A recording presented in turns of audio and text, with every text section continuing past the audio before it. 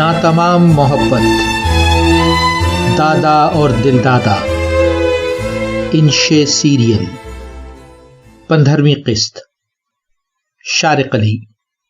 رات کے کھانے کے بعد ایکس باکس کھیلنے کی تجویز لیے میں یعنی آپا کو ڈھونڈتا ہوا لان میں پہنچا تو وہ رات کی رانی کے پاس پام کے پتوں سے چھن کر آنے والی چاندنی میں بید کی آرام کرسی پر نیم دراز، ہاتھ میں کتاب لیے جانے کے سوچ میں گم تھیں۔ اس سے پہلے کہ میں ان کا پسندیدہ شعر یاد کیے دور ہی سے لوٹ آتا، ہم ان کو سوچ میں گم دیکھ کر واپس پلٹ آئے۔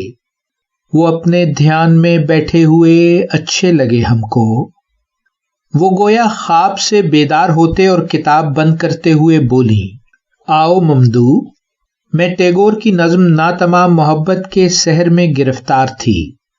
مجھے بھی سنائیے یہ نظم۔ میں ساتھ کی کرسی پر بیٹھتے ہوئے بولا، بنگالی سے انگریزی اور پھر اردو۔ چلو نظم کی ابتدا تو سن ہی لو۔ سحر زدہ دل تم سے ملا ہے، گیتوں کے لیے ہار، زندگی در زندگی، ہر پل ہر بار، ناتمام محبت انگنت بار۔ ٹیگور وہی نا جسے نوبیل پرائز ملا تھا؟ میں نے پوچھا۔ کہنے لگی، ہاں وہی۔ 1861 میں کلکتہ میں پیدا ہونے والے کی پہلی کتاب 17 سال کی عمر میں چھپی تھی۔ پھر اس نے 1878 سے 1880 تک انگلستان میں قانون کی تعلیم حاصل کی۔ 1890 میں ہندوستان آیا تو باپ کی زمینوں پر غریب کسانوں کے دکھ دیکھے۔ پھر ساری عمر ان دکھوں کو کم کرنے، کسانوں اور عام لوگوں کو تعلیم دینے کے لیے وقف کر دی۔ 1901 میں اس نے شانتی نکیتن کی بنیاد رکھی، جو رفتہ رفتہ ایک بین الاقوامی درسگاہ کی صورت اختیار کر گئی۔ موسیقی، مصوری اور بہت سے عملی علوم بھی وہاں پڑھائے جانے لگے۔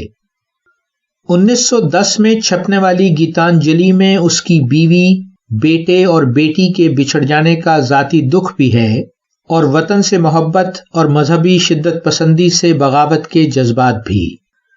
1915 میں اسے نائٹ ہوڈ سے نوازا گیا، جو اس نے 4 سال بعد جلیانوالہ باغ کے سانحے پر لوٹا دیا۔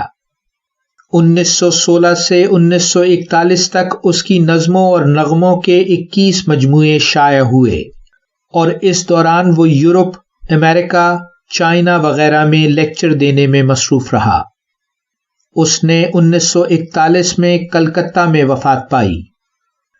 ٹیگور کی شاعری کلاسیکی موسیقی کی نغمگی اور روحانی پاکیزگی سمیٹے ایک ایسا بہتا ہوا دریا ہے جس میں انسانی محبت پر یقین اور خدا کی مدح سرائی موج در موج نظر آتی ہے۔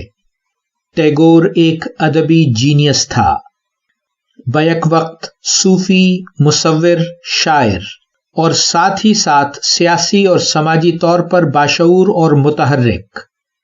تقریباً 3000 نظمیں، 2000 گانے، 8 ناول، مضامین اور کہانیوں کی 40 جلدیں اور 50 کے قریب ڈرامے لکھنے والا ادیب۔ خود اس کے الفاظ میں دنیا مجھ سے رنگوں میں بات کرتی ہے اور میری روح اسے موسیقی میں جواب دیتی ہے۔ جاری ہے۔ ویلیو ورسٹی۔